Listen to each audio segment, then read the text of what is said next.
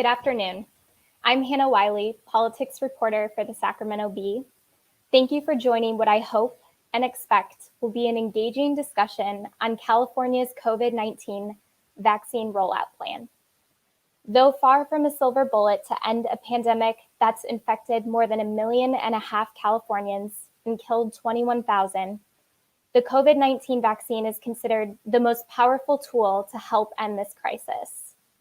And it couldn't come at a better time. Vaccination in the United States began Monday, at a time when the country is shattering new case records on a near daily basis. Hospitals are stretched to a breaking point, ICU beds are full, people continue to die at alarming rates. California, too, is experiencing a critical moment. With most of the state under regional stay-at-home orders due to surging COVID-19 numbers, the vaccine's arrival has brought with it something many of us haven't felt since March: hope.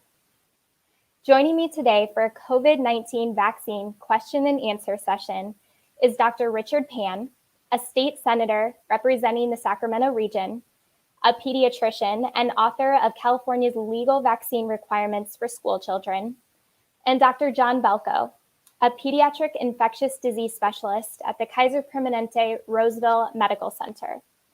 Thank you both for joining us. I'd like to jump right in, as we have so many questions to get through today about this historic moment in our country and state's history. Some questions come from our readers, others I'm curious about, and we'll also take questions at the end from the audience.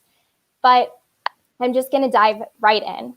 Up to 2.1 million doses of COVID-19 vaccine from Pfizer and Moderna are expected to arrive in California before the end of the year.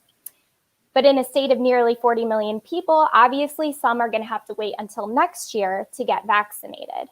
So who will be prioritized in this first phase of the vaccine rollout and why? And Dr. Belko, would you like to take this first question? Sure. In partnership with the Centers for Disease Control and the California Department of Public Health and our local county health departments, we are following their guidance in terms of which populations to immunize first. First on the list will be populations of persons at risk of exposure to SARS-CoV-19 through their work in direct healthcare or long-term care settings. So that means hospital workers on the front line, anywhere from doctors, nurses, to EVS workers, technicians, that sort of thing. Also to long-term care residents and workers in long-term care facilities. And then if there's enough vaccine in the first allotment to get through those groups, then they'll actually expand the rings out from there. Great. So Elizabeth Del Sol asked, I belong to Kaiser Senior Advantage. When can I expect to receive the vaccine, since I'm in the 70 plus age range? So when should she expect to get that vaccine? Dr. Belko, do you want to answer that again? I can try. The honest answer is we don't exactly know yet, because it depends on how much of an allotment we actually get. I anticipate it probably will not be until some point next year. It may be as early as February. It might be as late as March or April. And then Dr. Pan, there have been several questions about, what if I've already had COVID-19? Should I even get vaccinated? And then another question similar to that is, if I get vaccinated, do I have to continue wearing a mask? Do you want to tackle those two? Sure. Yeah. I just want to start off by saying we have about 2.1 million healthcare workers in the state of California. So when we think about the order in which people get vaccines, just sort of keep that in mind. If you've had COVID, and unfortunately so many people have had COVID, actually you should still get the vaccine. And the reason is that even when you've gotten infected by this virus, the way your immune system responds to that virus is that it's reacting to the entire virus. The vaccine itself actually causes you to produce a protein that's very specific to the virus in terms of its ability to be infectious and to invade your cells. So it's a very targeted kind of approach. And in fact, people who've had COVID are still at risk of potentially getting reinfected. and that your immune response to the entire virus may not necessarily be targeted toward the part of the virus that's most infectious. So currently the belief is that people who had COVID should still get vaccinated against this disease to be sure that you mount an immune response specific to the particular protein that makes the virus most infectious. Now, there's been some debate whether, for example, people who had COVID within the last 90 days, whether they should perhaps wait, because you do tend to have fairly good protection after you've been infected by the virus for at least the first 90 days out after you've been infected. And since those people are less vulnerable, let's try to get other people earlier in line. However, the belief right now is that given what we know about the virus, that people who did have COVID should still get the vaccine eventually to get better protection. And I'm going to stick with you here, Dr. Pan, because you've had many an experience with vaccine disinformation and misinformation. So many readers have this question: is the COVID-19 vaccine safe and effective? An Instagram user named Mad Church asked if they are trustworthy and if everyone should get them once they can. So I'd say is that these vaccines have undergone clinical trials of tens of thousands of people. So by the time you have an opportunity to get the vaccine, you're certainly not first in line to get the vaccine. And in addition, even after approval, we're constantly monitoring the vaccines to see if there's any potential issues that may come up. So if you think about it, not only the tens of thousands of people initially get the vaccine for the clinical trials, we're of course putting healthcare workers first to protect them. It is safe and effective, but we'll also have even more data. So by the time it gets out to the general public, millions of people probably would have already had the vaccine. And you can feel confident at that point that when you're getting your vaccine, that it's safe and it works. Dr. Belko, do you have anything to add on the safety of the COVID-19 vaccine? Yeah, the clinical trials are designed to actually look for significant safety problems early. That's why they actually have phase 1 and phase 2 clinical trials. Phase 3 clinical trials start to get some preliminary information on efficacy, and that's sort of what the FDA uses as guidance to sort of move forward to the next step with approval of vaccinations. So I feel very comfortable with the data that we have from the vaccines. There have been almost 400,000 individuals that have been enrolled in different clinical trials around the world. So I feel like we have very good, robust data in terms of safety. So, yeah. Great. Now, where will the vaccine be administered? And then once somebody does get vaccinated, what does the tracking process for when they will return for that second dose? Because both companies, Pfizer and Moderna, require 2 doses. But what does the tracking of the vaccine process look like? So where will the shots be administered, and how do you know when to come back? Dr. Belko, do you want to take this one? Sure. Generally administered in the deltoid, or which is in the arm. For in some situations where it can't be administered in the arm, it can be administered in the anterolateral thigh, which is in the leg. In terms of tracking, there are a number of mechanisms that are involved in tracking. In our organization, or for those organizations that have an electronic medical record, there is a mechanism in that record to notify patients when to come back to get their second dose of vaccine. There will also be some outreach to individuals who are going to be getting their second dose of vaccine to make sure that they can come back in time to get it. There are different layers to that. So some of that will be phone calls, some of that will be messaging and trying to get a hold of people to make sure that they come back. And I can add to that, actually. Yep. First of all, we're on the brink of having the Moderna vaccine also approved. And so if you get one dose of one vaccine, you have to be sure you get the second dose of the same vaccine. So you can't switch the different products. However, the state is enhancing its immunization registry as well. So when you get the vaccine, you get a little card that says which vaccine you got that you have. Now, I know some people will lose their card. They may, but if you still have it, then that will be proof of your vaccine and the date, so they'll know when it's appropriate for you to get the second vaccine and which vaccine to give it to you. But in addition to that, I think as Dr. Belko mentioned, we certainly have our health systems are tracking this, and then the state as well, through its immunization registry, is also going to help provide some tracking so that we can be sure people get their second vaccine on time and to get the right one so they can get fully protected. That was going to be another question I had is, if I get the Pfizer vaccine to start, why can't I get the Moderna vaccine for my second dose? Do you want to continue on that thread, Dr. Pan? So while they both use sort of similar technology, they've only been tested for basically getting both of the same vaccine. So we don't know what happens if you get a Pfizer vaccine first and then a Moderna vaccine next. And so that's why it's so important that given the data and information we have, you really need to be sure you get the same vaccine for both doses. And certainly we are putting in the systems in place to help remind people, and of course, giving people the information they need to be sure they get the right vaccine for their second dose. And where should I expect to get the vaccine once I'm eligible? Where should I go to my pharmacy? Will I be able to go to my doctor, Walgreens, CVS? Where am I going to get these shots? Dr. Belko? That's a good question. I think to some extent that's still in evolution. For the first rollout and probably for the second, it'll be done at sort of our local medical centers, distributing it to healthcare workers. And then as it rolls out to our membership, it will likely be a mix of getting the vaccine within our organization as well as at local pharmacies. I know that CVS and Walgreens have been partnering in order to be able to distribute and to provide vaccination. So I think we'll hear more about that as time comes forward for that to happen.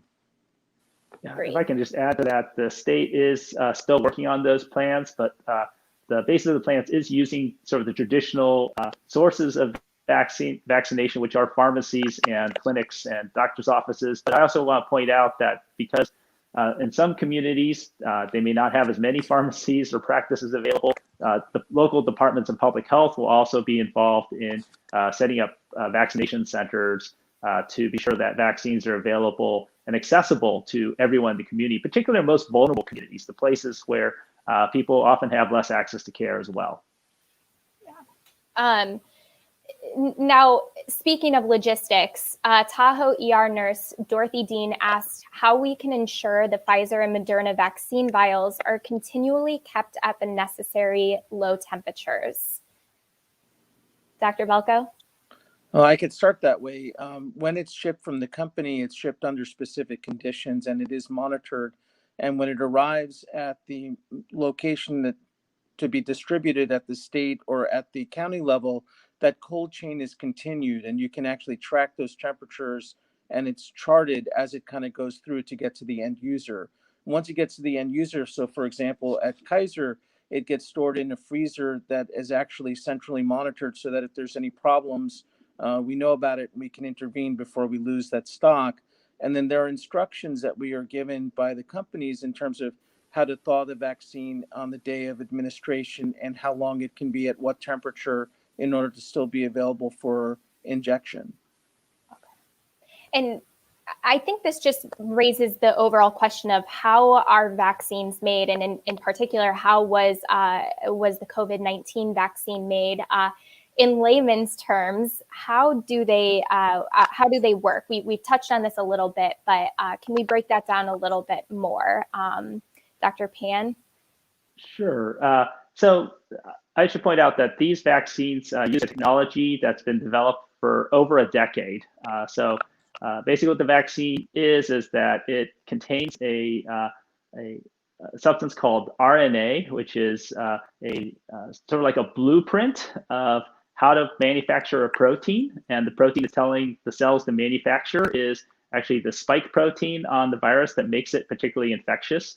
I would point out that this RNA is very fragile. That's why the vaccine has to be kept so cold to be sure that this RNA remains intact. I should also point out that it only codes for that particular protein. So you can't get COVID from the vaccine itself. It would be as if I gave you a blueprint for a steering wheel and then you had to build a whole car. You couldn't build the whole car from just this steering wheel blueprint. So then what happens is that when you get the vaccine, that RNA is taken up by the cells that produce that spike protein. And then when that spike protein is in your body, your immune system actually learns to identify it like it's like a wanted poster. So So now can recognize it and then actually react to it. So you have cells that will destroy other cells that are infected with that has that protein. And also you have antibodies that will actually stick to that protein to prevent a virus with that protein from being able to invade. And so when you get the vaccine and your immune system has a chance to respond, when the real virus shows up, the entire virus, which will have these spike proteins, the antibodies will stick to it, so it can't actually invade your cells as well. And then also any cells that are attacked by the virus, your immune system will clear them out, and therefore you will be immune to the virus. And that's how the vaccine works. Was there anything that you wanted to add to that, Dr. Belko? I think that's exactly right. I think the key feature here that people have to understand is that this vaccine isn't actually going to give you an illness. This vaccine is going to introduce the production of a protein that is going to trigger your immune system to kind of respond to it. And in that fashion, as we all kind of think about it, when our immune systems respond to different things, that also involves causing symptoms. That means it wouldn't be unusual to have a little bit of achiness, a little bit of a sore arm where the injection was given. It wouldn't be unusual to have a little bit, potentially even a low-grade fever associated with that. And that's because that's a sign that your immune system is actually recognizing that there's something foreign there that it's responding to and building antibodies to that, so that when you're really exposed to COVID, it can help prevent you from getting a serious infection or getting infected. That was going to be another question I had. I mean, when I got my flu shot this year, I had a little bit of soreness in my arm, but nothing more than that. But I'm assuming we can expect the same from the COVID-19 vaccine, side effects. Can we touch a bit more on, I guess, the extremity of the side effects, and then also the difference between the possibility for adverse reactions? Dr. Pan? Sure. So as you pointed out, that oftentimes people do get side effects when your immune system responds to the vaccine, just like it would if you would have those similar symptoms if it actually had to respond to the actual virus, right? So you could have some fever, achiness. I think with this particular vaccine, they talk about fever, headache, muscle aches. And sometimes they can even be, for some vaccines like the COVID vaccine, they may be severe enough that you may feel like you can't go to work the next day. But what the studies have shown, the clinical trials, is that these are all transient. Okay, these go away, and there's no long-term effects. In the trials, they required people to be followed at least 2 months after they got the second dose of the vaccine to be sure that there were no other adverse events or side effects that you need to worry about in terms of safety. So I think we can feel comfortable that, yes, you will potentially have some symptoms. Actually, majority of people don't, but some people do. You may even have to miss work the next day. But the trade-off is that you are now protected against a virus that unfortunately has killed over 300,000 Americans. Great. Another good question. A lot of people are confused by the term herd immunity. And can we put it into context? Why is that concept important to this conversation? Dr. Belko? Sure. When most of a population is immune to an infection, that provides indirect protection or herd immunity or herd protection to those who are not immune to that specific disease. For example, if 80% of the population is immune to a virus, that means 4 out of every 5 people who encounter someone with the disease won't get sick and thus won't spread the disease any further. And it's in this way that the spread of infectious diseases is kind of kept under control. Dr. Pan, did you have anything to add to that? I know this was a key topic with when we were discussing schools last year and regulations in schools. Right. So there are going to be a certain percentage of people who can't get vaccinated against this virus, right? So there may be some people who are allergic to certain components of this vaccine who cannot get it. We don't know in terms of ages whether there are probably going to be some children who are too young. Right now, the vaccine's only approved for people 16 years and above.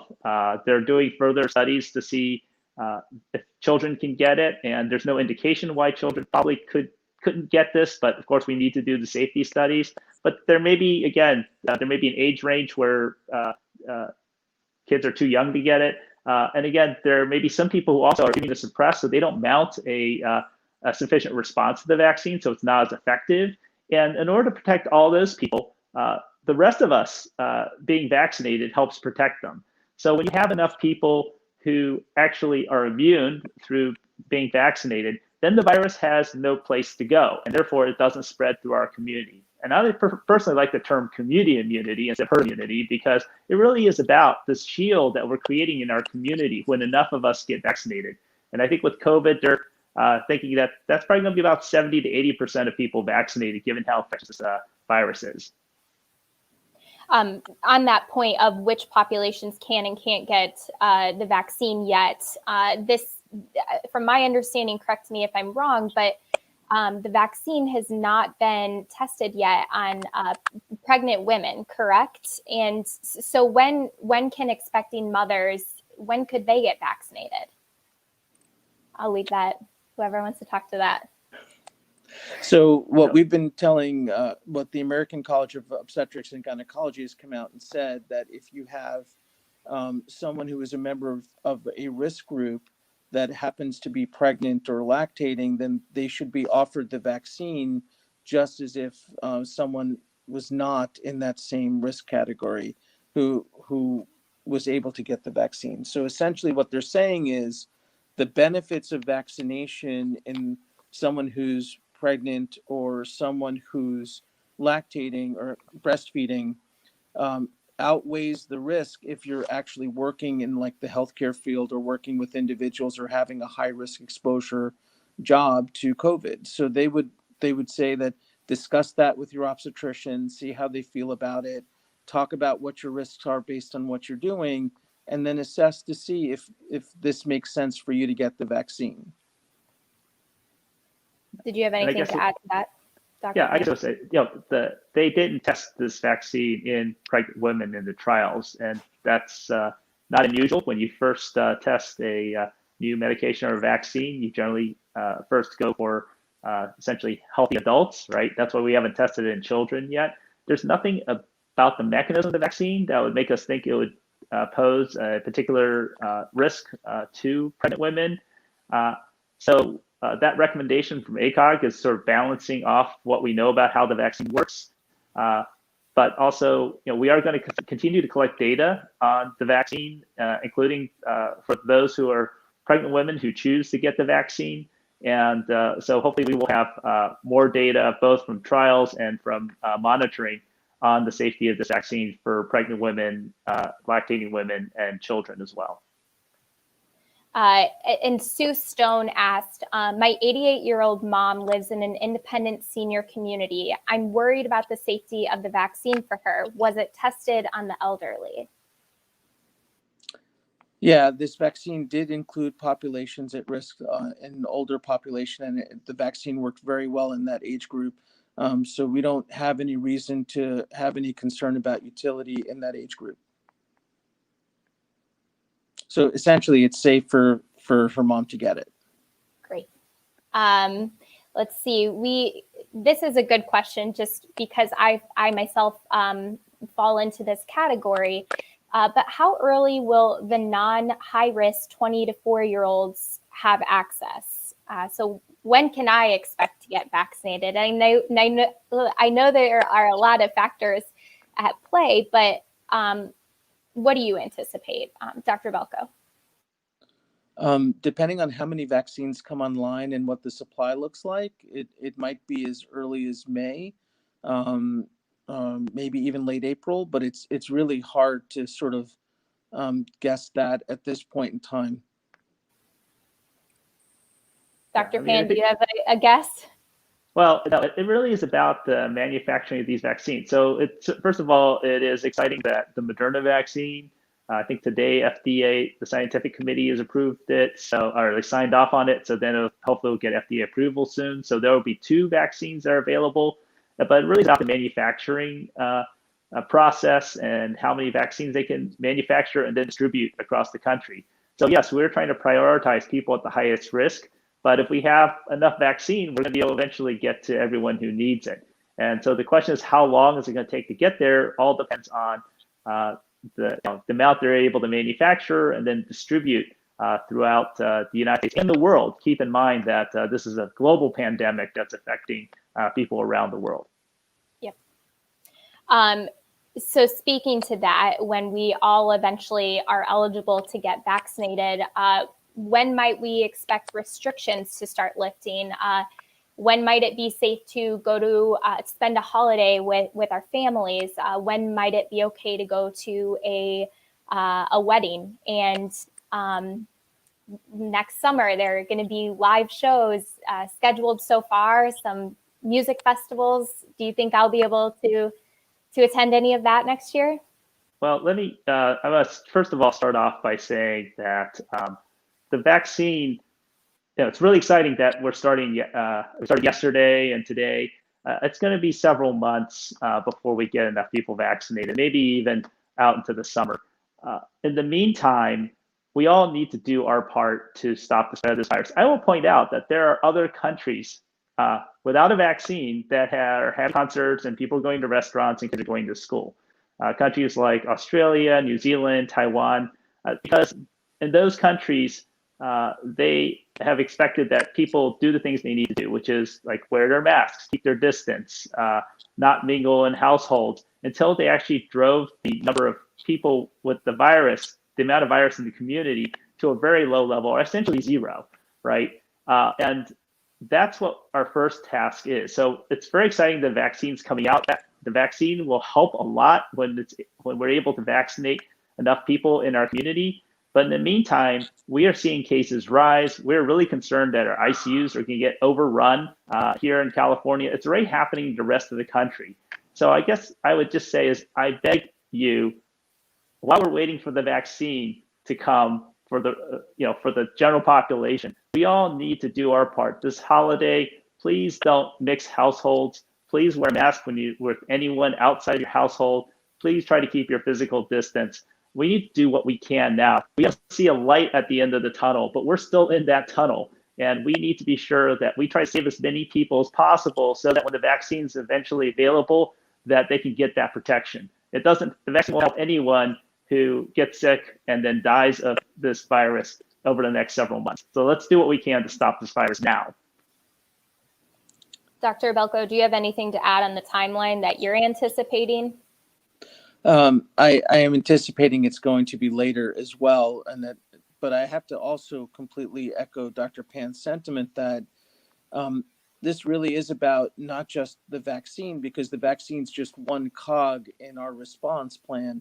The other cog has to be, we still have to continue to wash our hands, we still have to continue to socially distance, and we still have to continue wearing our masks in public, and we still need to be mindful of gatherings. So again, I'm going to echo what Dr. Pan said, is just please, please, please be mindful, because he's right.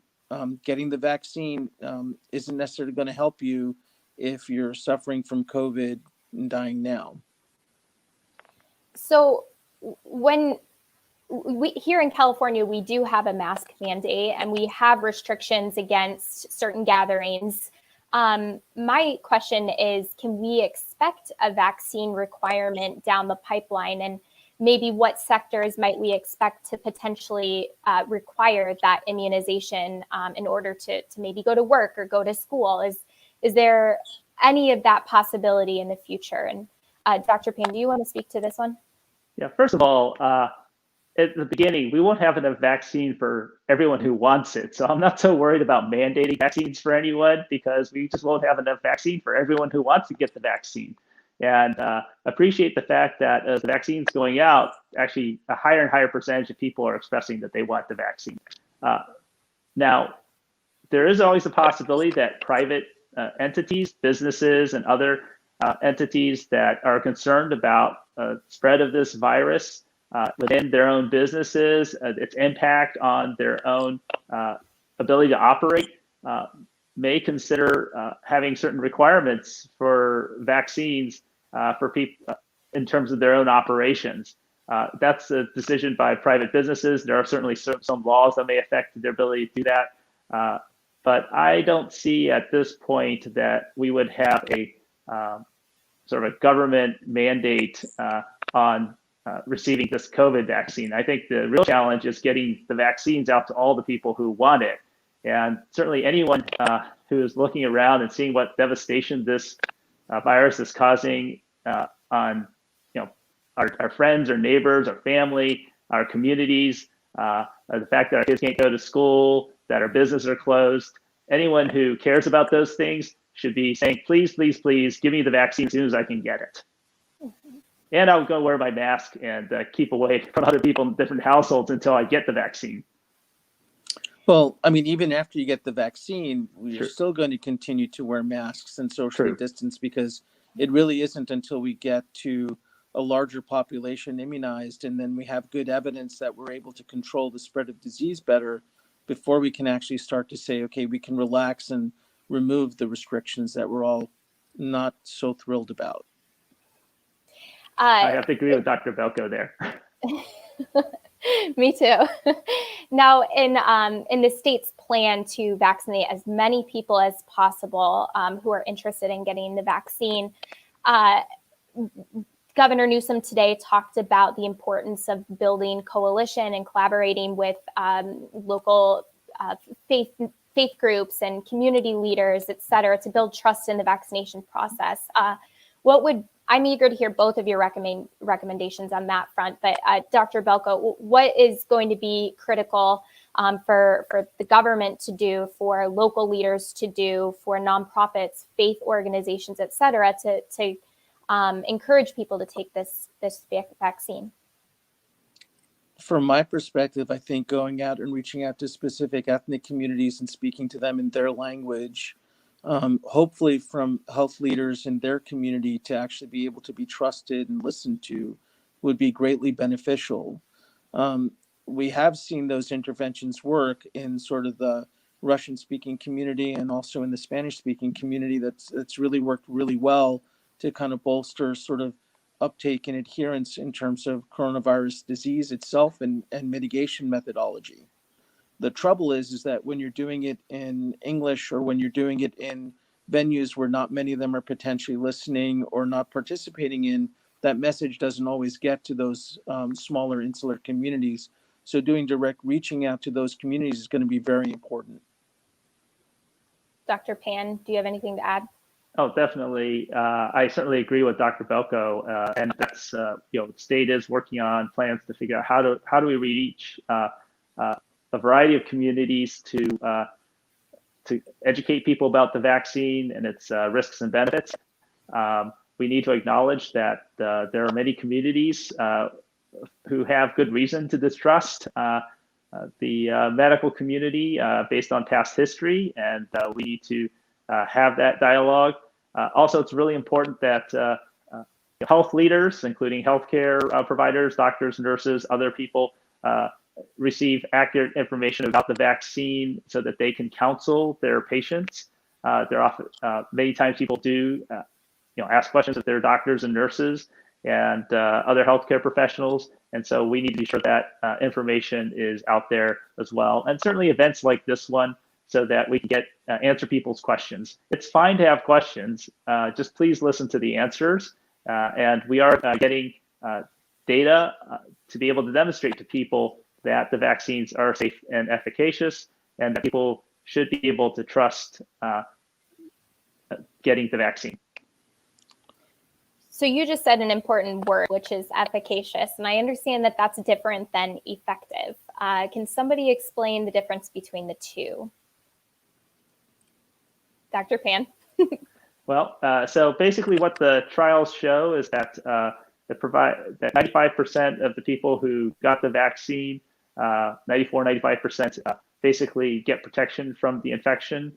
I would also make note that, at least in the trial data, that even people who got infected with COVID after getting the vaccine, generally their cases were milder. So, for example, I think the Moderna vaccine, which was just reviewed by the scientific panel, there were all the cases of severe COVID that led to hospitalization happened in the placebo group, the group that didn't get the vaccine. So that certainly, those are all very positive signs about how well the vaccine can help protect people. So even if you do catch COVID, despite having a vaccine, it does appear that the infection is more mild. And again, if we get enough people vaccinated, that also limits the ability of the vaccine to spread in the community. And so the chances of any particular person actually getting COVID will start going down if we can prevent this virus from spreading in our communities.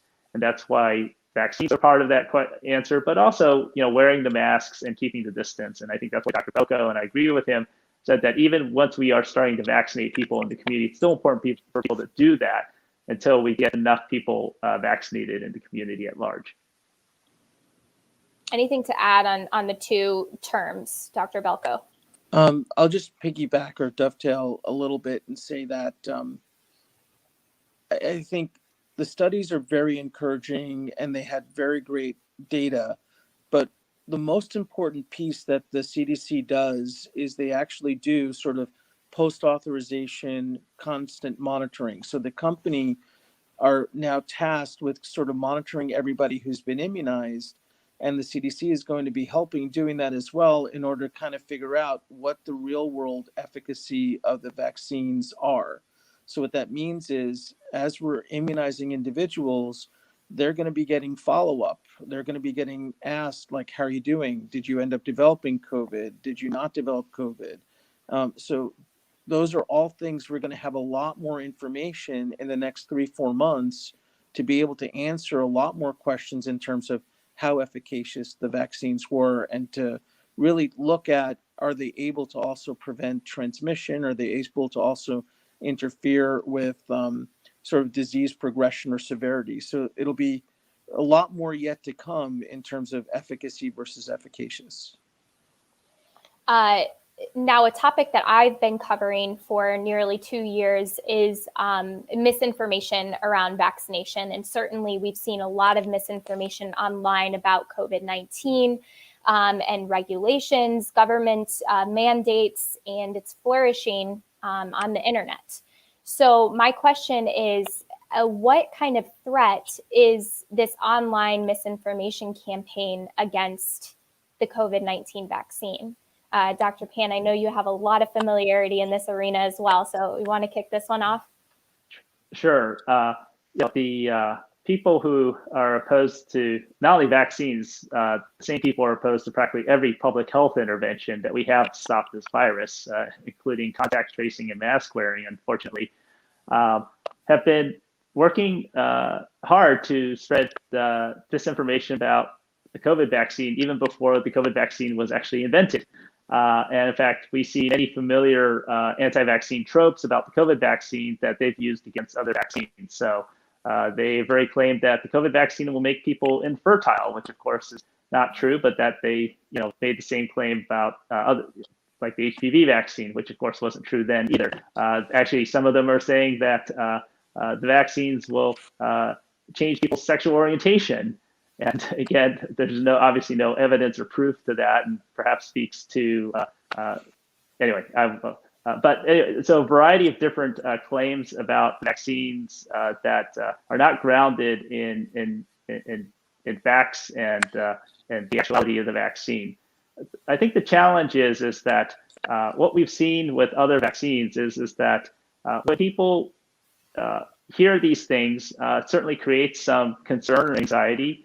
For most part, when they have an opportunity to talk to their healthcare provider or other experts, they often are eventually convinced of the importance of getting vaccinated and the actual facts about the vaccine.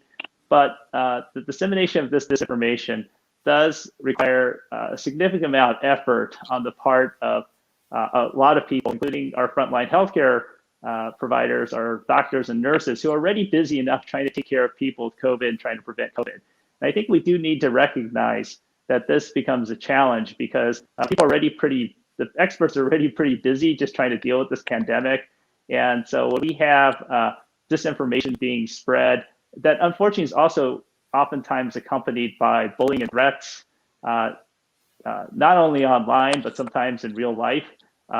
That becomes a particular challenge. So that's a cost that, by the way, is borne by all of us. It's a cost borne by taxpayers and trying to make efforts to combat this.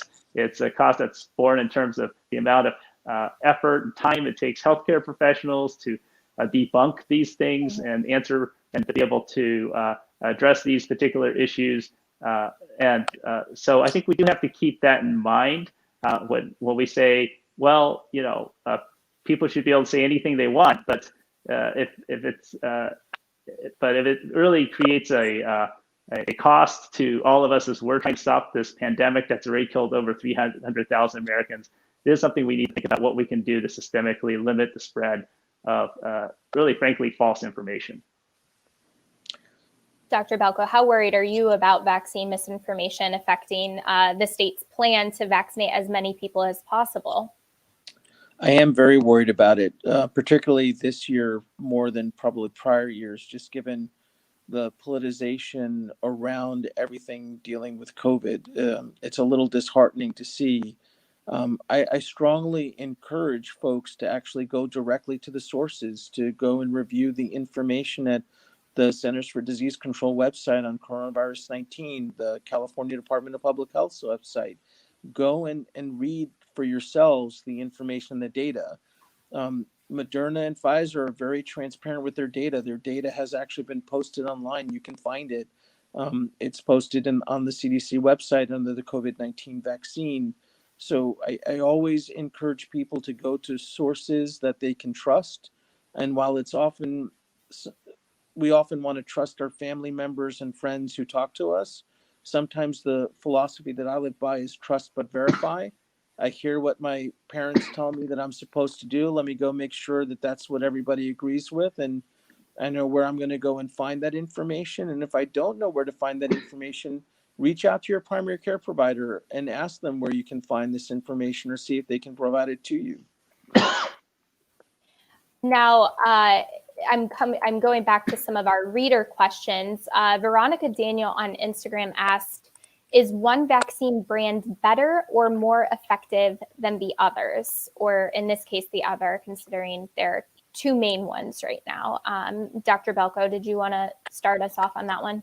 Sure, I can start. I would say that there is no specific difference between the Moderna and the Pfizer vaccines. They both use similar technology and they both have similar efficacy. The primary difference between the two is that one has to be stored at -70 and the other one can be stored at -20, but that's really the primary difference between them. In terms of efficacy, I would feel comfortable getting either the Moderna or the Pfizer vaccine. And that's a big key question here is, if I go to my doctor and my doctor is telling me it's probably a good idea to get vaccinated against COVID-19, one of my first questions is going to be, if not my first question, well, doctor, did you get vaccinated or do you trust the vaccine? So Dr. Balco, you said that you would get either one. Dr. Pan, would you get vaccinated from either one of these companies? Of course, yes. I would get vaccinated. I would get as soon as it's available for me, when it's appropriate. I will certainly, whichever one's available first, that's the one I'm going to get. Now, I have another more general question before we get into some specifics, but the state has really prioritized equity in its vaccine rollout plan and has talked about the disproportionate rates of infection and deaths in communities of color and among essential workers, particularly the Latino and Black communities. Why is it so critical from both a social justice and then also a logistical perspective to make sure that these Californians are getting a top spot in line? Dr. Pan, do you want to talk to that? Sure, yes. I would keep in mind that by particularly being sure that people who have the highest rates of infection and who are most vulnerable, be sure that they get the vaccine first. That actually helps all of us, right? Because ultimately, if we can lower the rate of infection in the general community, that's beneficial to all of us, even for the people who are still waiting to get vaccinated, because that means the odds of you encountering someone with the virus is lower. And so that's certainly beneficial.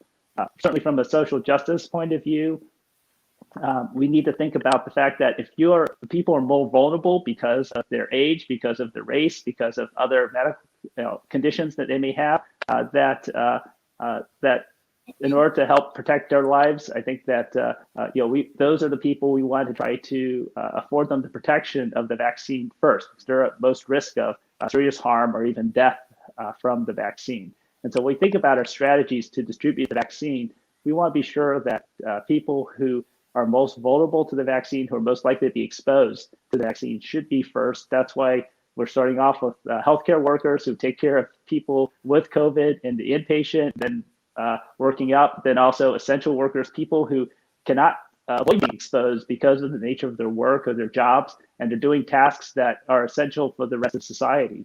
And then we also then need to particularly be sure that communities where there's higher rates of infection have access to the vaccine, and they should come first because of the higher rates in their community. That actually makes other communities also at risk as well, because people don't just stay in one spot, right? They move around, they shop, they work, they do other types of things. And even as we're trying to tell people to stay at home, we know that our essential workers are still going to work. People still need to buy groceries.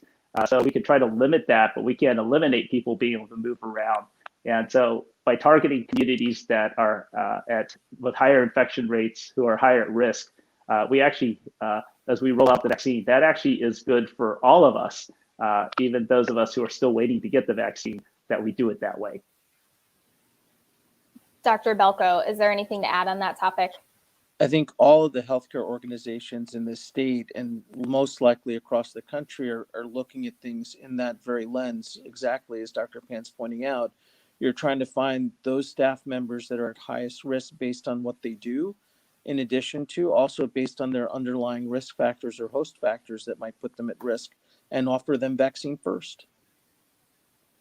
Now, very logistically, what happens if someone only gets one vaccine or one dose of the vaccine?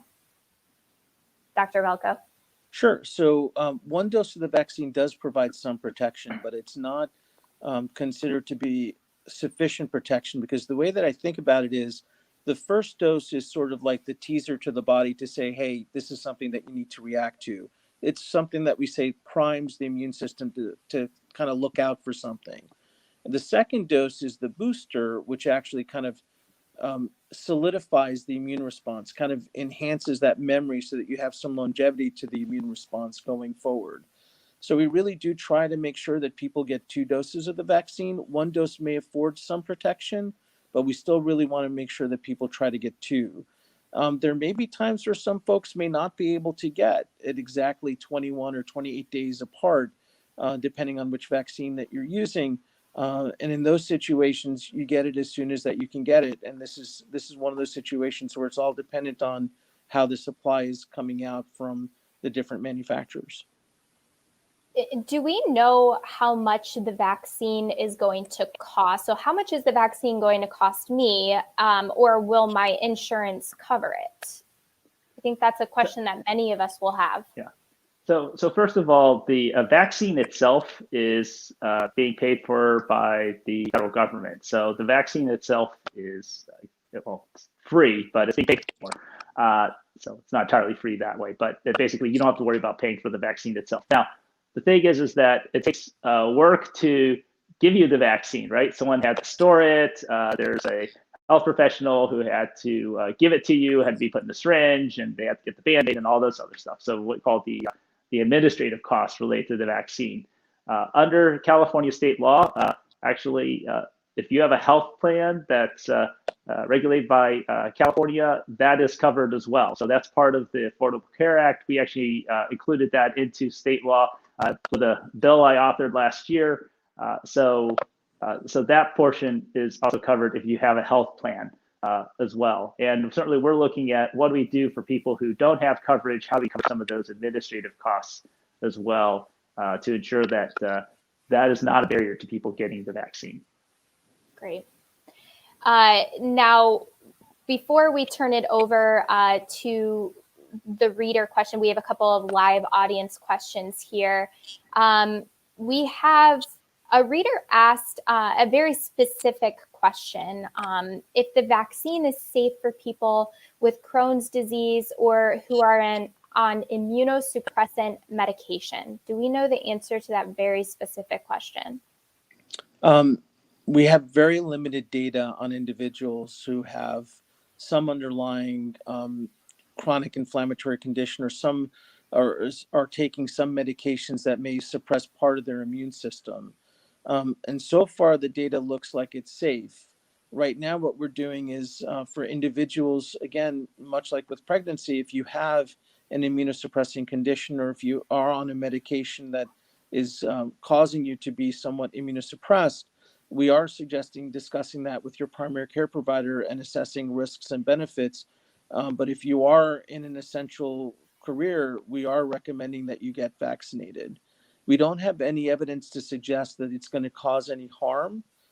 We have very limited data so far that suggests that you still mount an immune response in most of these groups.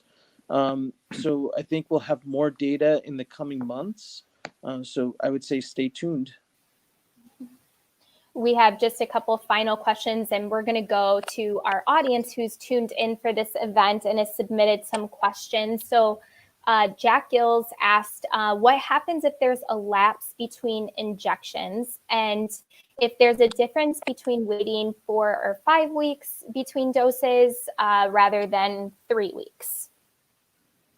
So that's a great question. And the answer is we don't have as much data as we would like. And we know what the companies have studied and we know what is realistic. So that's one of the things that we're going to be looking at in these post-marketing surveys and post-marketing analyses, looking to see when people are getting their second dose of vaccine, how much time has passed, and then evaluating what the responses are in those situations, sort of the real world analysis. We don't have any reason to suspect that if you got the dose at 4 weeks instead of 3 weeks or 5 weeks instead of 3 weeks, that there's going to be a significant difference. The question is, if you got it 6 months later, is there a significant difference? We also don't know that yet, but those are all questions that people are going to be asking and are going to be trying to answer in the coming months. Mary Stewart said she's a nurse practitioner at a small private clinic that is still treating patients in person. When can she and her staff expect to get the vaccine? So that's a fantastic question. I would recommend that they talk to their local county health department to figure out where they sit on the schema and to figure out how and when they can get informed in terms of when they can get vaccine. I think that our public health partners are working at sort of looking first at the main hospitals where people are getting treated inpatient with COVID. And then they're looking to branch out to sort of the private medical offices, dental offices, in sort of the second tier. Dr. Pan, did you have something to add to that? Yeah, no, I think it's what Dr. Belko said. We're starting off with the hospital, inpatient, and nursing homes, and then going out to the outpatient facilities as well.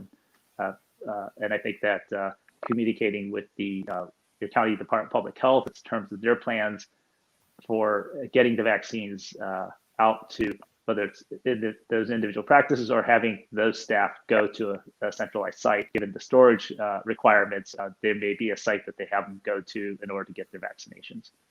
Okay. We have a question from Erica. How can we guarantee that our second vaccine or our second dose will be from the same company as our first shot? I think you had mentioned the card concept, Dr. Pan, but let's say you lost it, or let's say I'm just spitballing here, but there aren't enough doses. How do we make sure that there's continuity? Yeah, so again, as I said, we do give you a card, so you have that for yourself, but also in addition, we're actually enhancing our immunization registry system to be able to handle this kind of information. So there will be a record keeping that the person who administered the vaccine will be entering into that system. So we know that on your first dose, which kind of vaccine you got, so that for the second dose, you're getting the same one. And then, of course, I think, and Dr. Belko can speak to this, I think many of the health systems as well, that electronic health records, of course, will be also keeping that record as well, the electronic health record. So when you give a vaccine, I would make note that if you get any vaccine, we actually do record exactly the vaccine, the lot number, the manufacturer. All of this is actually part of normal practice when we give any vaccine right now. So let's certainly do the same with COVID as well. Dr. Belko, anything on that? No, I agree. Great. Final question, I believe, which is a critical question. And I go every year to get my flu shot. how long should we expect the COVID-19 vaccine to last? Is it going to be a yearly event that, along with the flu shot, I can just expect to get the COVID vaccine, or is this a one and done deal, or 2 doses and done deal? Dr. That's Belk, that's a really great question, and that's one that all of us are sort of struggling with at the moment. Um, it would We are planning on sort of giving the vaccine this year, but it would not surprise us, based on how other coronaviruses behave, that we may see this kind of come back next year in a much more limited phase, as more and more people have become immune, either through infection or through vaccination, and hopefully most through vaccination.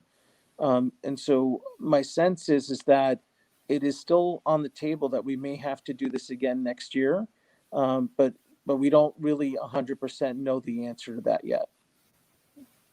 And I guess I would just say, I'm not the infectious disease expert, but the coronavirus itself is a virus that oftentimes does not cause long-term immunity, which is why, by the way, that we recommend that people, even if they got infected with COVID, get this vaccine. But this vaccine does target a particular protein, and so the hope is that that the vaccine itself, that this particular vaccine will actually create longer lasting immunity than the immunity you get from actually being infected. But we actually don't know the answer. COVID just showed up, at least we first identified in humans a year ago, or a little less than that. And so we'll certainly be monitoring it and see what's happening, and see if there's a need for additional doses in order to maintain that protection in both individuals and our community at large. And you just brought up a good point, and I'd like to end here. I said last question was my final one, but this really is my final one. We were not living in COVID times in January and February. What does this vaccine's arrival in less than a year, we're vaccinating people now, what does that say about science, say about the funding of ambitious projects like this? What does this say about where we're at in the medical community? I would just say is that our experience with COVID shows how important it is for us to invest in the future. So our initial response to COVID was somewhat hampered because of our disinvestment in our public health systems. And I think many people have documented that over the past decades that we have disinvested in public health, the number of the public health personnel, the amount of support public health departments had. But I also point out that this vaccine is based on technology that's been developed for over a decade. If that technology wasn't being developed, we would not have a vaccine being delivered today. So while certainly the vaccine itself for this particular virus, they started the work on this particular vaccine less than a year ago, and it is a miracle of modern science that we were able to have a vaccine this quickly. The only reason we're able to develop this vaccine in such a short amount of time is because the technology that underlies this vaccine was developed through our investments in basic science research. And that's why it's so important that we continue to invest in basic science, that we continue to invest in understanding how these different mechanisms work, because we never know when there might be an opportunity to use that knowledge to be able to protect ourselves and our community against something like the COVID pandemic. Dr. Belko, anything to add on that front? I think that was said extremely eloquently, and I wish I could say it just as well. Thank you so much, Drs. Pan and Dr. Belko. Dr. Pan and Dr. Belko, thank you so much for joining us today. It's really, I feel like we could continue this conversation for much longer, but that's all the time we have for this event. Is there anything else that either of you would like to add before we say goodbye? Well, I would really just have to say is that we're very excited that the vaccine is here, but it's going to be many months. And I know we talked about this before. Please, everyone, let's do everything we can to stop this virus now. So not just wait for the vaccine to finally be available to everyone at large. So please wear your masks, wash your hands, don't gather with other households over the holidays so we can celebrate the holidays next year with them, hopefully with people vaccinated. But we need to do what we can to stop our hospitals from being overrun over the next several weeks, to keep more people from dying of this virus, and to reduce the amount of virus there is in our community. So each of us has a responsibility to do that. And let's do that now. And certainly, have our fingers crossed that we're all going to be able to get the vaccine, sometime next spring, so that we don't have to worry about this as much. But again, as Dr. Belka said, even as we're starting to vaccinate people, we still need people to do this so that we don't continue to spread this virus. Dr. Belko? The only addition I'd like to make is to thank you and show my appreciation for having this sort of venue to answer these questions for the public. I think it's really important to have them have a safe place to ask their questions, to have them answered by an expert panel. So thank you very much for hosting this. Well, And thank I you. too wanted to say, Yeah, and thank you myself.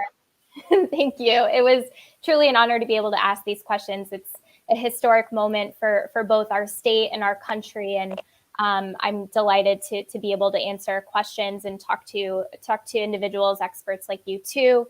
And thank you to our readers for joining our live event and for sending thoughtful questions on this very important topic. I'm Hannah Wiley, a politics reporter for the Sacramento Bee. You can find updated coverage on the COVID-19 pandemic and the state's vaccine plan at sacbee.com. Have a great rest of your day.